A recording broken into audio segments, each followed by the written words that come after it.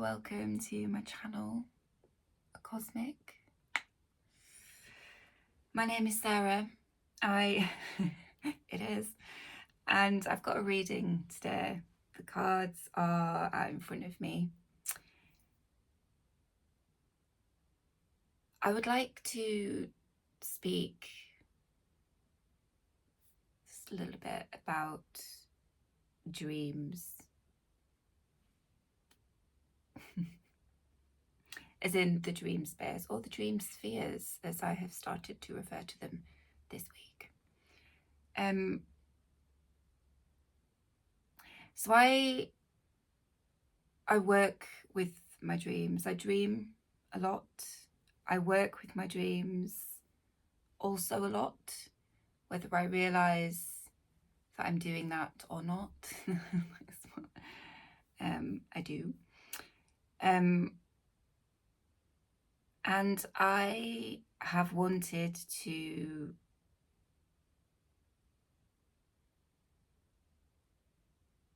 bring that to the forefront more in this work that I do. I think it's already there. More than but I thought, right, I will do some readings that are centered around dreams. And I kind of put it off a little bit because I felt like, right, I need to approach it in a structured way. It's probably going to be a sort of little mini series. It won't just be one video. So how do I need to kind of And the other day I sat down and I started to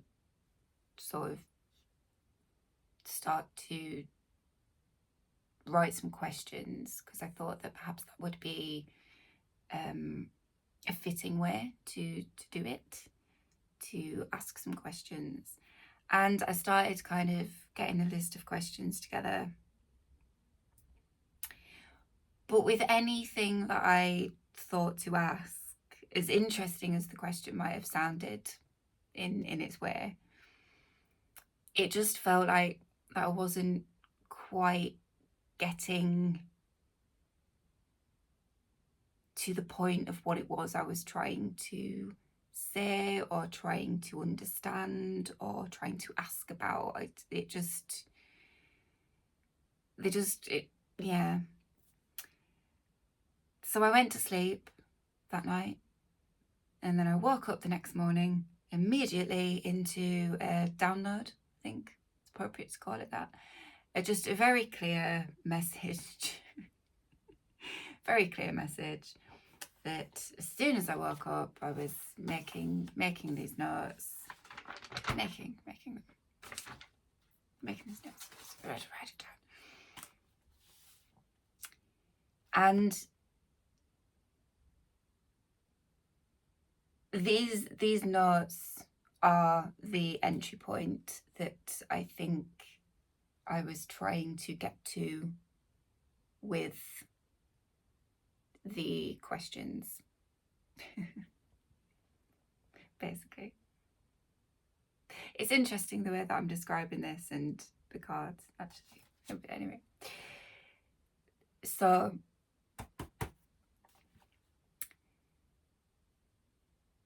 the notes, the message, the download. Right, so I got this little guy out of the deck. He didn't come out with the card pull, but I felt very strongly to get him out, and I think also I was instructed. It was just, yeah, Coyote.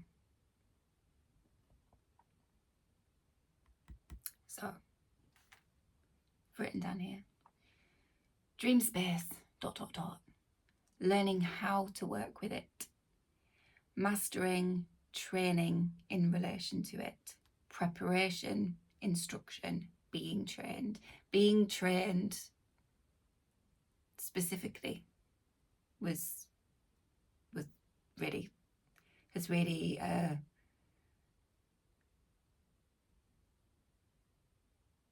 important.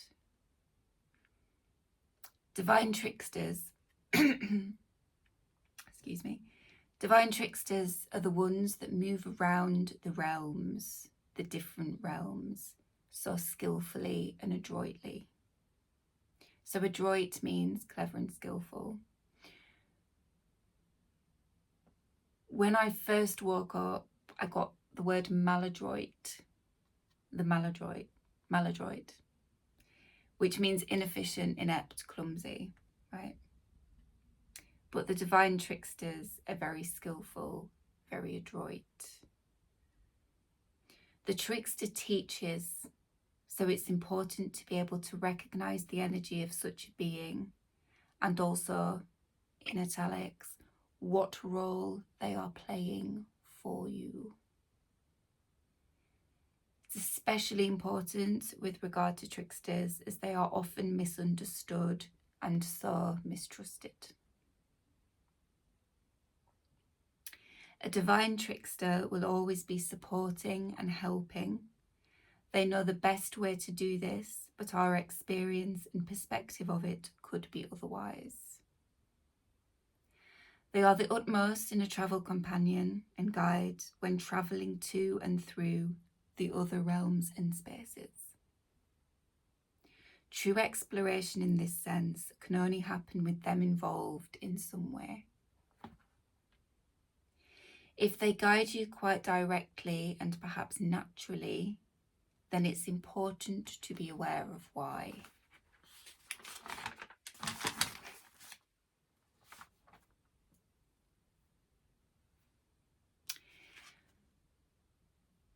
So that I've said about guiding quite directly, quite naturally.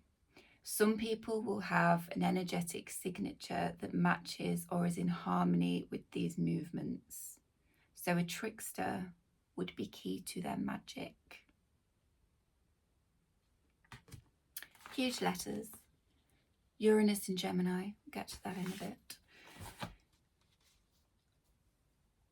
So what I've understood about that, if they guide you quite directly and perhaps naturally, it's important to be aware of why.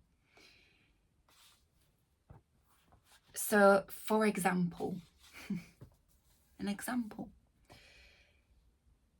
In a birth chart, so in Western astrology, Mercury would be the deity, the planet, the fella who is that divine trickster, that magician. So Mercury placements in a birth chart. Mercury rules Gemini and Virgo. Now, I am going to say that something about Gemini is really, really being emphasized here, right? Uranus moves into Gemini on July the 7th, 2025. The Geminian vibe, the Gemini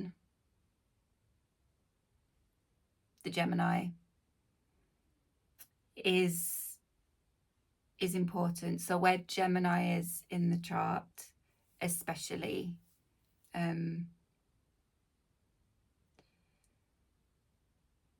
because if they are very prolific placements for a person, then they would more likely be naturally guided by these kinds of deities. There would be an affiliation, there would be that, like an energetic, energetic signature.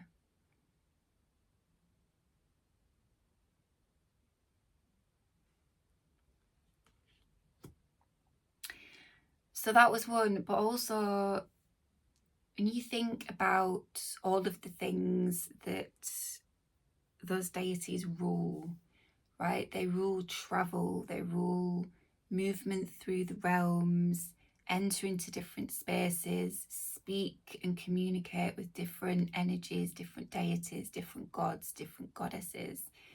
they travel into realms that are not their own, and they are very, very skilled at doing that.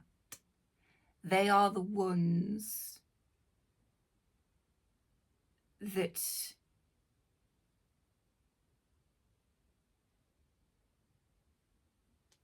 do that with such ease, right? They're the ones that know how to do that, those deities.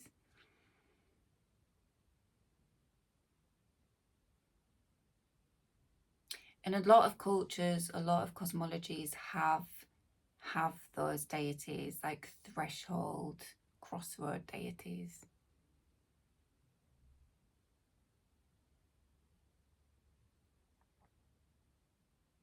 They travel through and across spaces, yeah?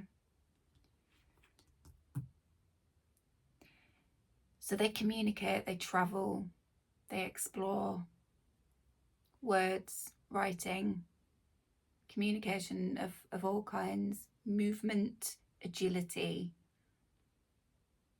speed, perhaps, right? But really, really agile, mentally agile, physically, kind of energetically.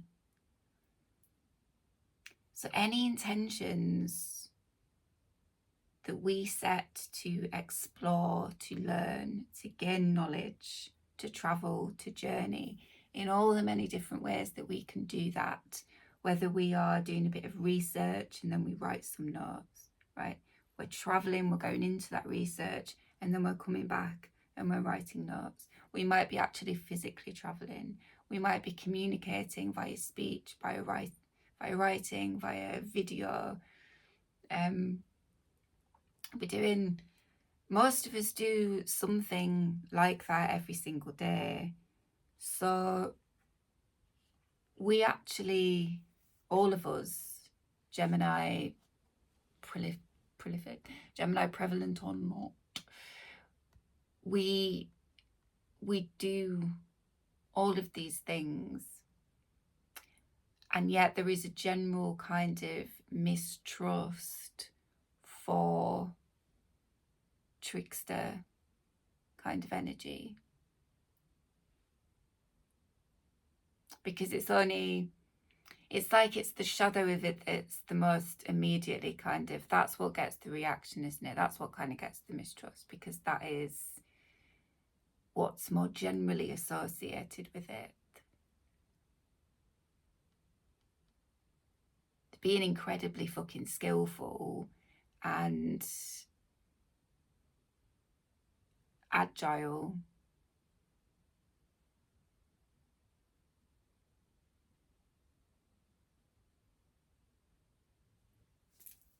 Can get overlooked.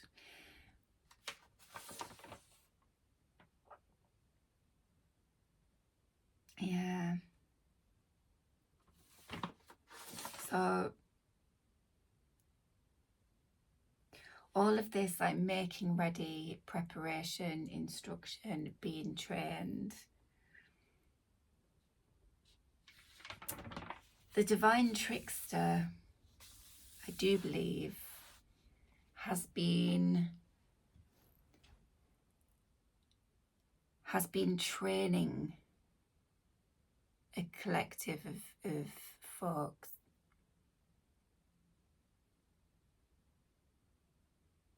Been training them.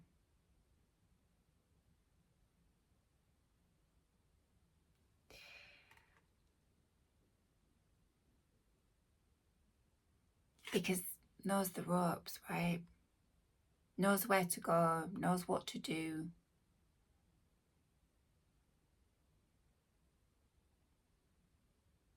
Like they just know, very intelligent, keep saying that, very skillful. They know.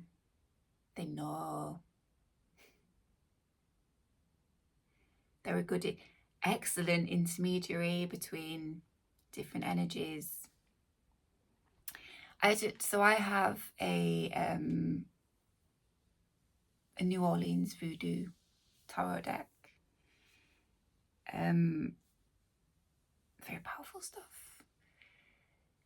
And in a personal reading, that I did for myself in October.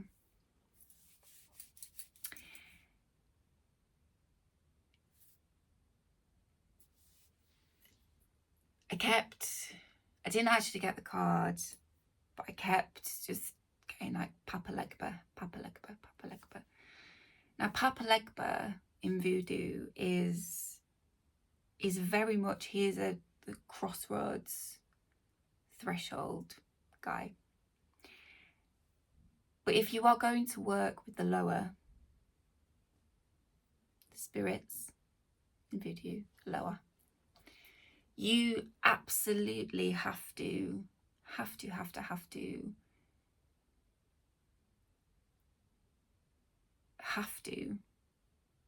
meet with Papa Legba. You have to build that relationship. You have to do that, because he is the one that will communicate, certainly initially, between you as a practitioner and the lower, the spirits. He's absolutely integral to doing that.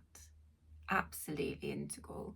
But Papa Legba is that threshold. He travels between and he goes all over the place. Really important figure. And I mention it here because actually in voodoo, that was the first I'd ever come across like the emphasis and the absolute necessity of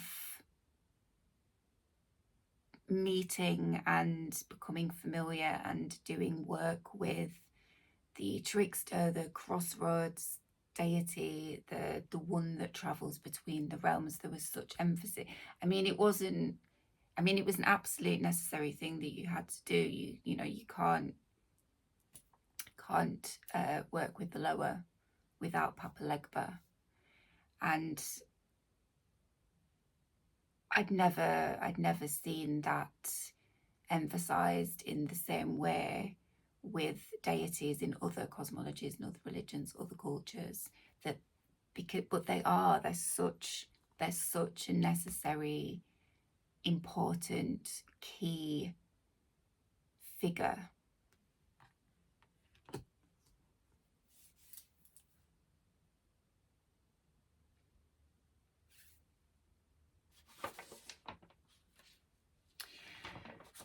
So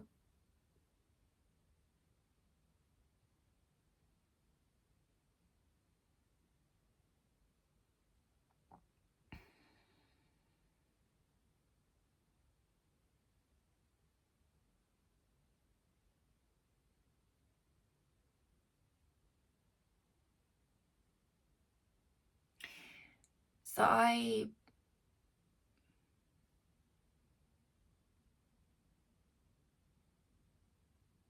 don't think I know how to talk about what I'm going to talk about. That's interesting. I just feel like my mind has gone peacefully quiet.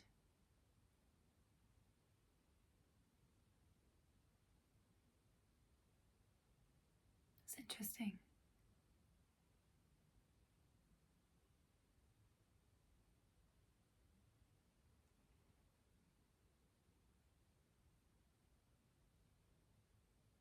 Bear with me.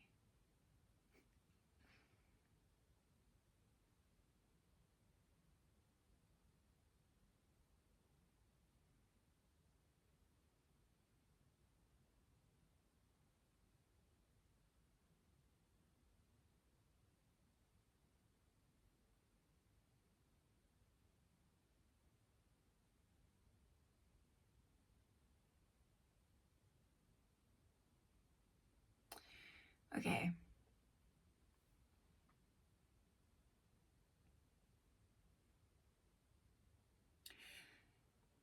So, excuse me.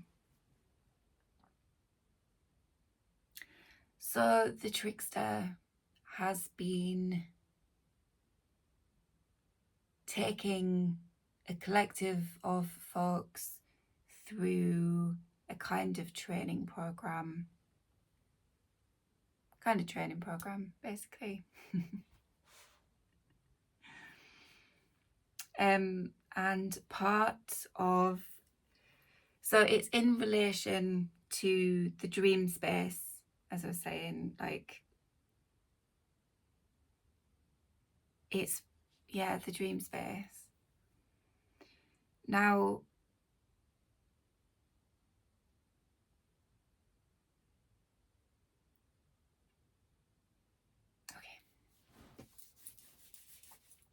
so I dream a lot. I've got a very active dream space, very active.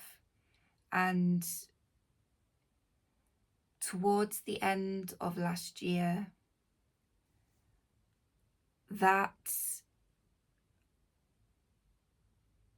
I certainly had the experience of feeling like it sort of amped up.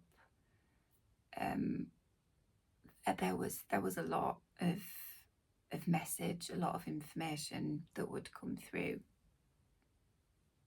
I mean, a lot. And that was what I was used to. I was used to that. I was used to a busy dream space. I was used to having a lot to write down on a morning, and I was very much used to that. But there was some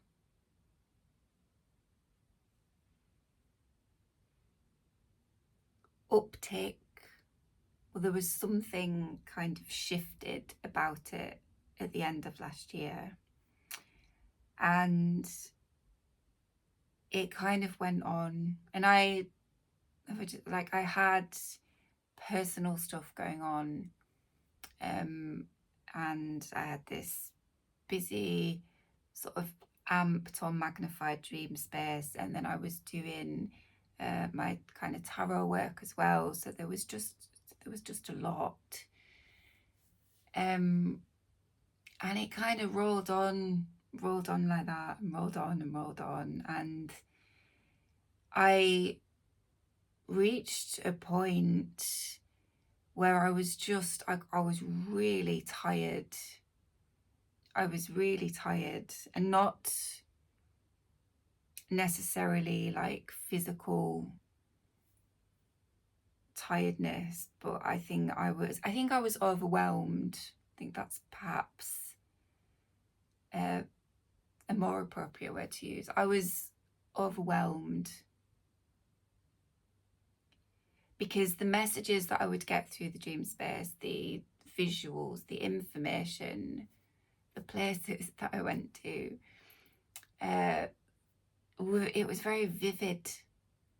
It was very vivid in whatever ways, whether that was like sensation, a feeling, visual, like it was very vivid. And I would kind of stay in it to a degree, you know, when you're trying to understand a dream, when you're trying to kind of understand the symbolism and the messages. So I would have the dreams, and I would wake up, and then in my kind of waking time, I would be trying to just, because I do enjoy doing it, and I'm very curious, and I kind of want to know. So I would sort of have it on my mind, and it would just, and then I'd go to sleep the next night, and there'd be like another. And I didn't always, or often didn't understand the symbolism or the imagery or the whatever particular symbol, you know. And I continue to have personal stuff going on, and when I'd sort of arrived at some understanding of that and ways to kind of start resolving certain things for myself, as part of that,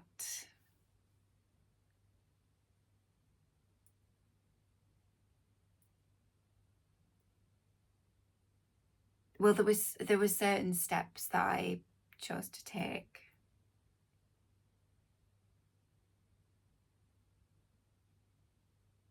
Okay, this is where I'm going to talk about the cards. Right, so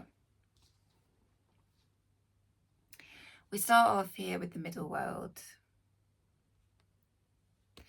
So this card in this particular deck, in this particular branch of shamanism, is Andean, Central American shamanism, yeah. The middle world, it represents the world that we live in. But it was the visuals of the card more so that were kind of communicating to me, and it was communicating a kind of crystal ball, basically, a kind of scrying, looking into a world, into a realm, into a sphere, and seeing, like scrying that world. So being able to see into dreams, being able to see in that particular realm, scry that realm, scry those realms. Yeah, scrying the dreamlands, to enter into and scry the sphere. Augur, dream omens. So we've got the mystical shaman out next. So he looks as though he's looking into this kind of crystal ball, and he's scrying the sphere. And the birds were talking about omens, so he's able to read dream omens, he's able to read the symbols, read the messages, read what he sees there, yeah. He's able to divine, portend, interpret.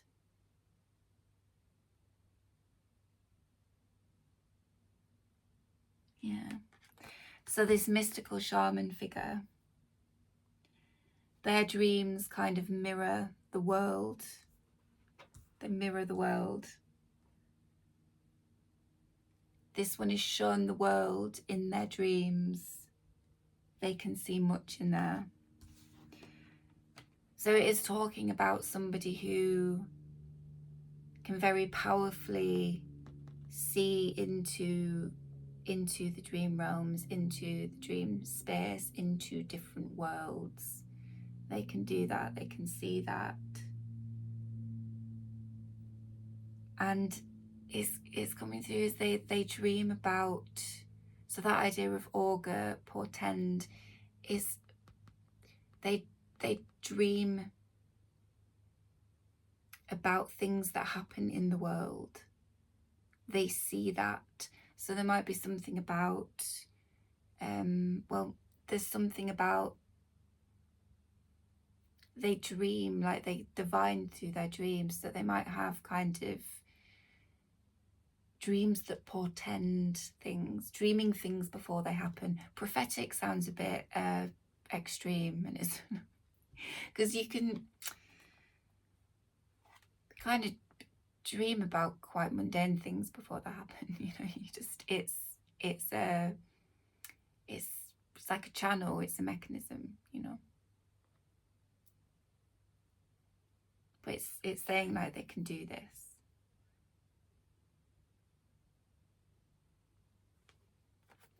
And then this was the first, there's kind of saying Taurus with the earth as well. Taurus.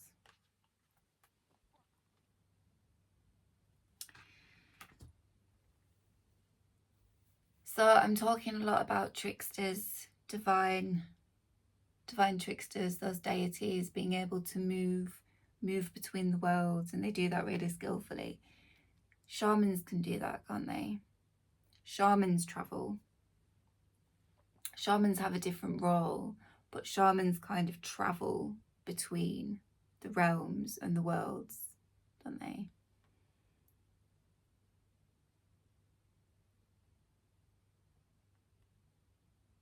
There's something here about this yellow orb. It just brought to mind a harvest moon. Might be something about that time of year of the harvest. The idea of harvest and gathering came through in the last reading I recorded as well, and the crow. So this is all really potent dreaming symbolism to me. To see into, to see through. And then there's this grey figure. It's a grey figure here. It's like something kind of coming back, getting back to something coming back to them. Unity. Yeah. Perceiving all aspects of a story. I think for my kind of glancing down at my notes here and wherever, it's somebody who is able to see through into dream spaces, and they can do that, and they can portend, they can augur, they can divine, they get messages about the material world in there, they get them and they see them.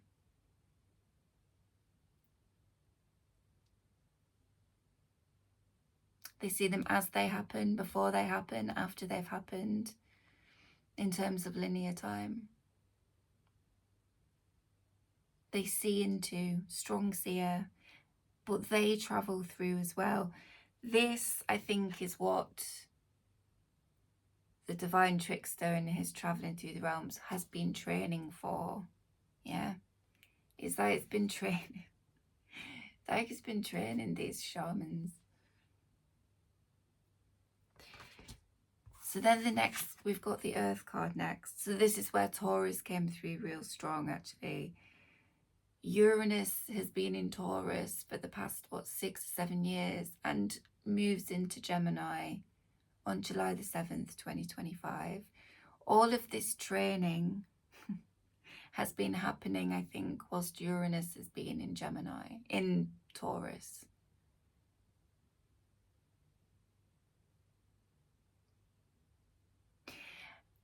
Yeah, that's perhaps going to be quite specific maybe to people's birth charts. It's where that idea kind of comes in. Oh yeah, and the message that came through with that was because to be able to do anything in the dream realms, like I was saying about that sense of me feeling a bit overwhelmed, it's really important to have a kind of grounded, stable energy, and Taurus is exactly that. So there is something about the training, the making ready that has happened in the energy of Taurus because of its stability.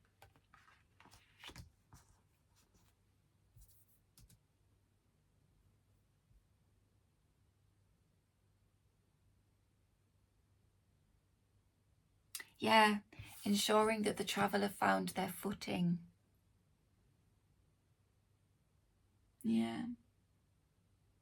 And it's a gift. It's like a gift.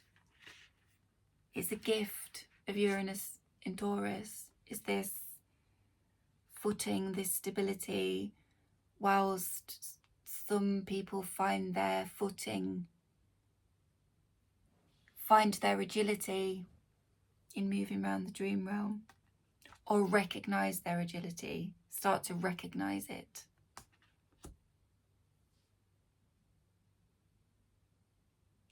Start recognising they can run around in there, they can do things, right?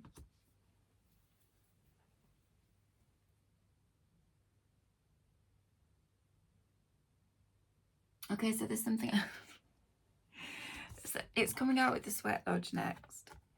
So there was something here about, like, before I even start with the sweat, there was something about like sweaty body, like waking up in the night and sweating, like a bit of a night sweats when you're not ill.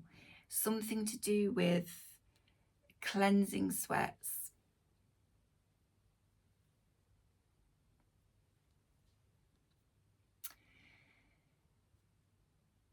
It was something like waking up in the night, sweating, and there maybe isn't a particular reason why. It's like there's some things been happening in the dream space, some work has been done, some travel has been done, some training has been done, and then waking up and the kind of effect that has had is that you sort of wake up sweating. It was something like, but it's like this it's like sweating because you've been exerting yourself in the dream space. But then it also came through like with Sweat Lodge. So, but this was interesting because, I mean, it is confirming that about the sweaty body and the kind of going into a space, doing some stuff and sweating. But this was actually mainly talking about planetary transits. This was, yeah, this was transits and positions, because I was seeing the figure as kind of moving through this point. It's like points, a planet and a point and a planet kind of moving through. But it was talking about quite a sort of acute or like an acute or pronounced experience of a transit. Yeah, planetary transits and positions and the effect that they have on us. Make us fucking sweat. Ingress, portal. What's required of us and what the transit asks of us. So I think I mentioned this in my last video. I'll mention it again here. Uranus was doing some, I don't know what the specific aspects and transits were. I think it was aspects, more so. But there was a particular weekend. I mean, there was a few, but I just remember one particular weekend. It was very, very challenging. It was very hard. It was very fucking hard. And the visuals, the dreams, the waking kind of visuals thing, and then the general energy that I experienced, that I moved through that weekend. I have never known anything like that. I have never, ever had that kind of experience. It was really hard. It was really hard. I remember being on a bus on my way home from my job one morning and I just wanted to cry. And I felt so uncomfortable. The energy was just very challenging. And it's kind of brought that to mind. It's talking about like an aspect or a transit, a particular point of a transit that is particularly trying. It's like a point in it that it's kind of like a trial, although I don't really like using that. It's a bit initiatory in a sense, like it's very difficult, but it has its own rewards if you can stay in it, which, like that, I mean, I don't have any control over the planets in the sky. Do you know what I mean? It wasn't an easy experience at all, but I kind of got myself through it. I learned how to get myself through it. I learned how to do that because I was faced with the energy. But it was a fucking crunchy ass time, it was. And that, I mean, I talk about that weekend because it was particularly like, but I mean, that went on actually for a period of time. That wasn't just like a couple of days. That was like that went on. So it's talking about that kind of thing. It is talking about like a challenging energy that there maybe isn't much choice as to whether or not you're in it. It's just it's being felt, it is being experienced in a very kind of acute way, not necessarily pleasant.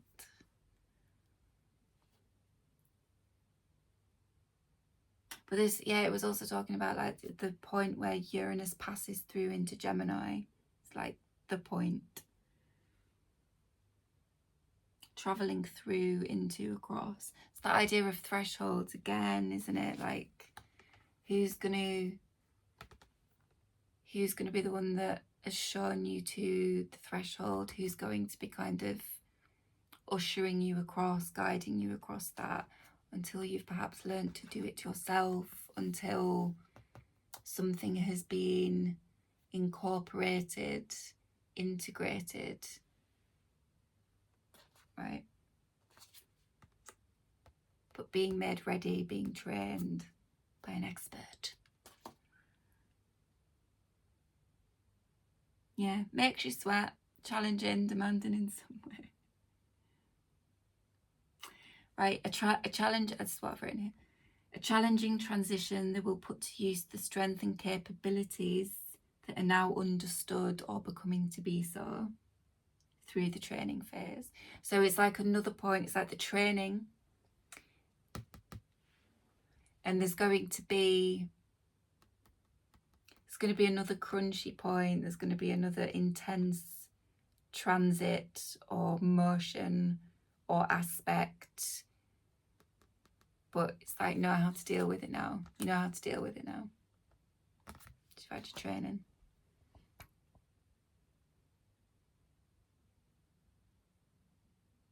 Yeah. And then that phrase, going through it, like literally going through it, so like having a difficult time. And some aspects of the training have been that, for sure. It's, in fact, it's like the training has kind of been characterized by, what the fuck is going on? This is really intense. Where am I?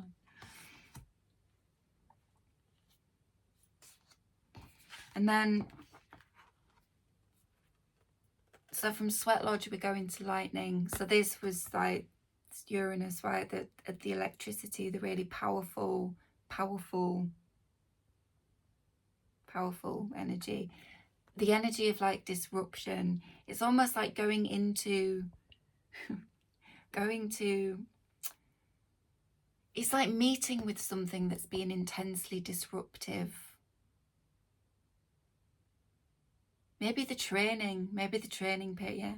Maybe the training period was just, it was intensely disruptive.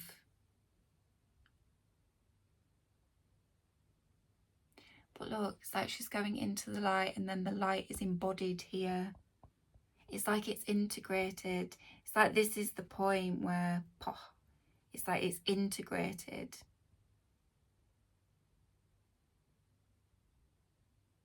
It's been able to walk in it. It's been able to move and walk in it. It's the agility, isn't it? It's like electric agility, because it's been taught. And this is kind of signifying like coming out of Taurus, going into Gemini. It's like coming out of the earth.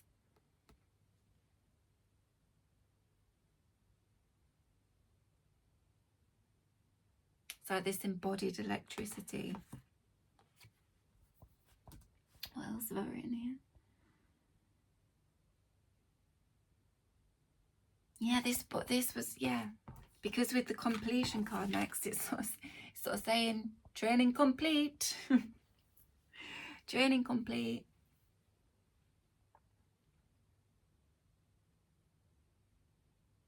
It's like the point of egress. Yeah, it's like ingress, egress. So that could, yeah, it's talking about Uranus changing signs. So when that is complete, when that transition as well, yeah, that transition, planetary transition of Uranus, excuse me, Uranus moving from Taurus to Gemini, when that transit's complete, it's kind of saying that, or it is saying that, but it's more this completion of embodying this embodiment of this Uranian energy that's been disrupted. It's like it's been disrupted. Yeah, disrupted so you can get the gift. Get the gift, right? And then you embody the gift. It's like it's all a gift, but I think it's been a really fucking difficult experience for some people. Not the only one. That will have experienced certain movements of Uranus like I've described.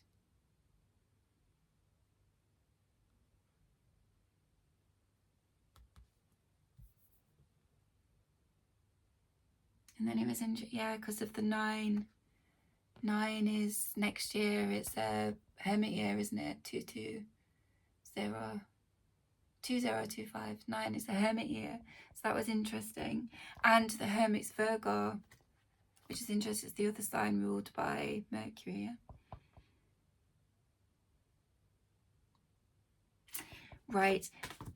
But so what, this was really interesting. This was actually coming through because of the 4 points. This was coming through very much like a compass, especially with the arrow coming next, right? It was coming through like cardinal directions, just the idea of being able to navigate, knowing where you're at. You've integrated, knowing where you're at with stuff. And then this was like, ooh, this was like the needle of the compass. You just know, like true north, you just know where you're going. True north, yes, but also just generally with, it's like you can navigate the directions, you can cross those thresholds, you can go into those different realms, you can do all of this because you've been trained, and now your compass is established, it's strong, it's true, it's tuned. You've tuned it up.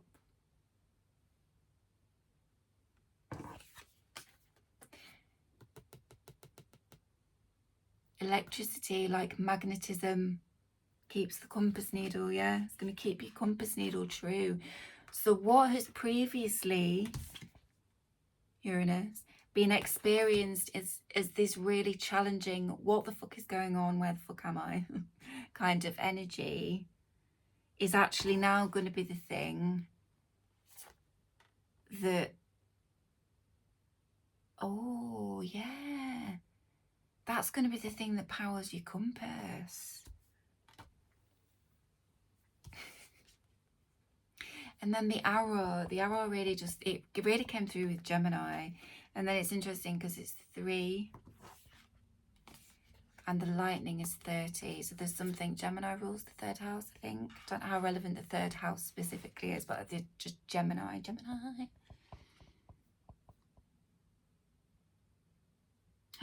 Yeah. So it's that idea of like unhindered, clear direction, compass needle. Yeah. Can be released into the energy of Uranus in Gemini with clear direction, a clear sense of direction.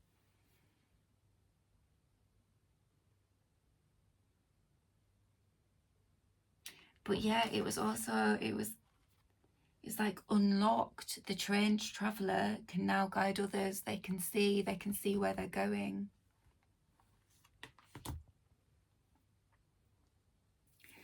So Gemini is really important. Mercury in a chart or Gemini in a chart might be indicative or helpful for some people, right? There's a collective of folks who, throughout the time of Uranus being in Taurus, have been going through a kind of rigorous training program. Dreams have been a very prevalent part of that. Very prevalent part of that. There's a lot of work done there. There's a lot of movement in that space. There's a big connection. There's a big connection with the dream space. moving around in that sphere, right? So there might be something about the 12th house as well. To be honest, I don't know if there are other houses that...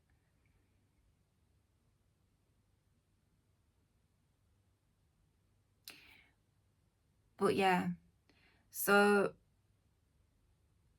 some of that is going to have been very challenging. I think it's going to have been a very challenging experience for some people. Going into that space, coming out of that space, going into...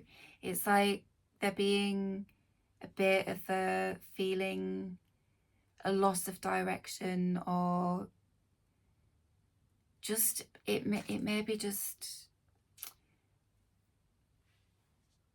They're just being a lot, right? It's just like it's kind of all... It's like a spiral doesn't end, does it? It's kind of being in something that's just got so much to it.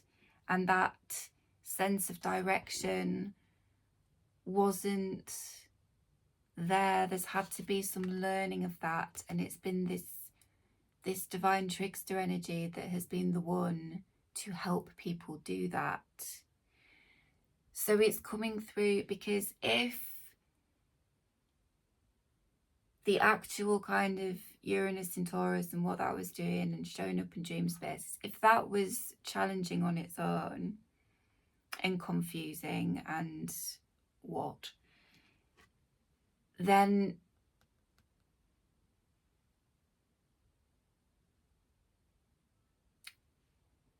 the role of this one might have been misunderstood, absolutely, or just mistrusted, when actually what they were doing was helping.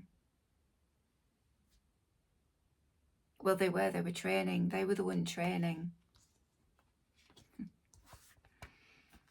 And they were helping someone see, helping people see, helping a group of people see that actually they've got this very strong sight. And actually what they're going to be doing is dancing between the worlds. That's the experience of it. That's this new experience of the Uranian energy, is that they're going to be dancing. Agility. They're going to be dancing through the other realms. It's not going to be kind of jarring. It's like the edge is taken off it. A final edge, maybe, like a bit of a crunch point there. But then it's gone, man. It changes. The experience of the energy changes. But the interesting thing, I think, is that it's like then some more people are going to have to go in for this training, yeah? It's like the ones that this one has trained up,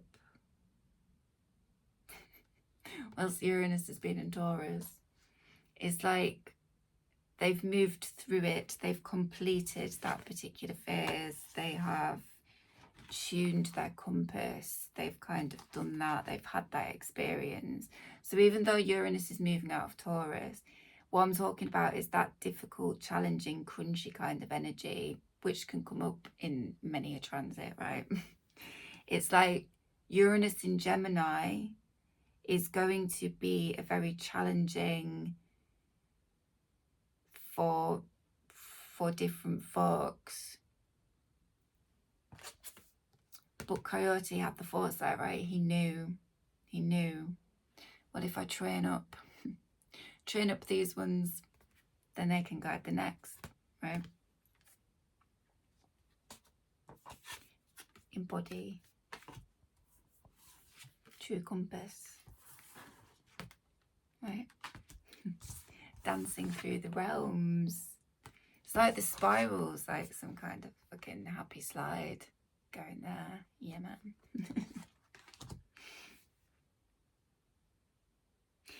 It's perspective, isn't it? It's perspective and understanding of these kinds of energies, for sure, because there is just a very general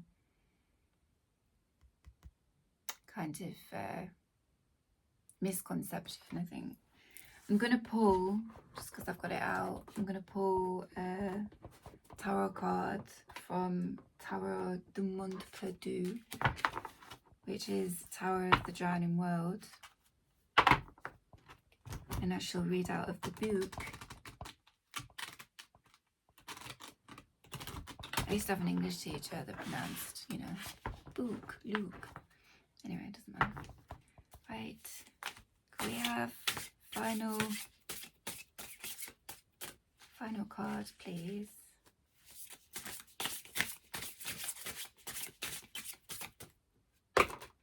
Guess it's that one. Oh, there's two.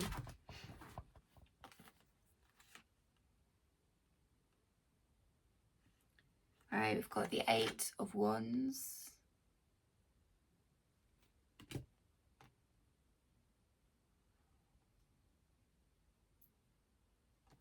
Sorry, excuse me, glasses. Okay.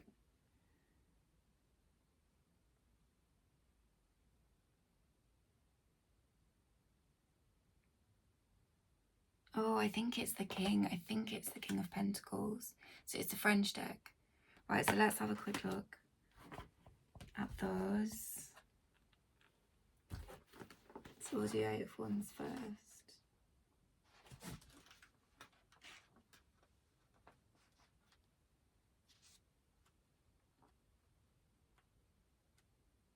I mean, obviously, yeah, it's movement, isn't it?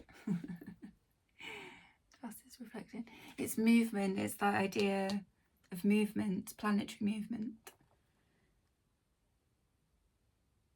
What has been sown is nearing its harvest, and the bounty of farms and gardens grows inexorably towards maturity.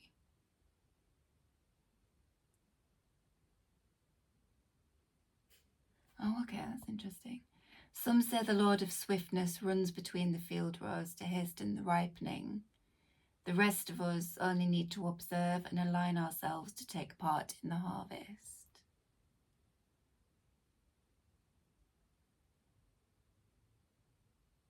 Right, so it talks about tranquil repose amidst processes rushing towards their conclusions achieves more benefit than applied effort or force.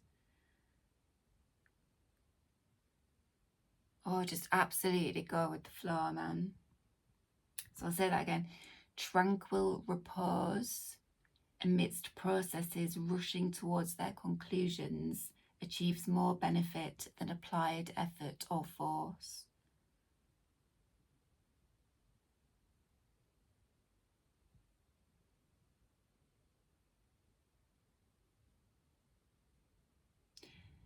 So that was the medicine. So the poison is minor misalignments, chafe and irritate. Doubts trip us up and break our stride. Yeah, so just be careful of that. You know, in challenging energy. And that is kind of I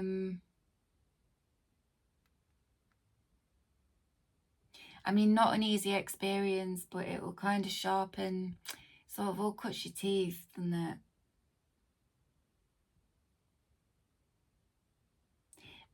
In that if we can learn how to manage irritation, those minor irritations and those things that detour or break our stride, it's learning how to move in that energy and how to handle that energy and manage ourselves rather than it getting the better of us. That's the mastery, right? And then what I think is the King of Coins. Is it? Right, it is coins.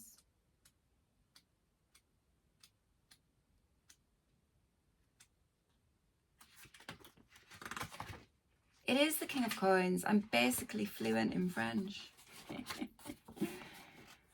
Right. From vast resources, one can accomplish and enjoy much, including displaying and sharing one's assets. Significant material or someone who dispenses them are accessible to you. Right, this is talking about the ones that have been trained. It's talking about the ones that have been trained. They can help with dream stuff. They're able to do it. They're able to do it. Significant materia. I was talking about in my last one, this came through as like someone going in and like collecting information, like gathering, harvesting, and it was like the dream space. Somebody can help. They've had to learn going on there. They've had to learn, a collective of people have had to learn how to work with their dream space. They've had to master it, and they've had help from this one to do that. They are now in a position of becoming into a position. They're becoming this one who dances between the worlds, right? So there's going to be more surety, more knowledge, more embodied skill in the work that they've been doing. And they're going to be doing something in the material realm with this as well. It's going to be there. It's like they've been trained. It's like some aspect or level of some kind of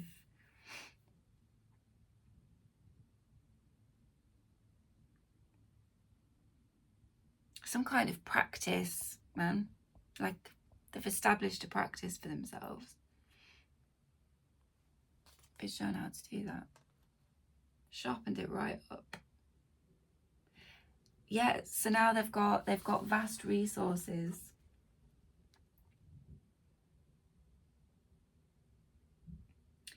So they're gonna display and share it. They're gonna display and share it because they've got a lot of it. Yeah, it's abundance. Could sort of say abundance with all this earth. Right. Thank you so much. Oh, that's been helpful. Right. Goodbye.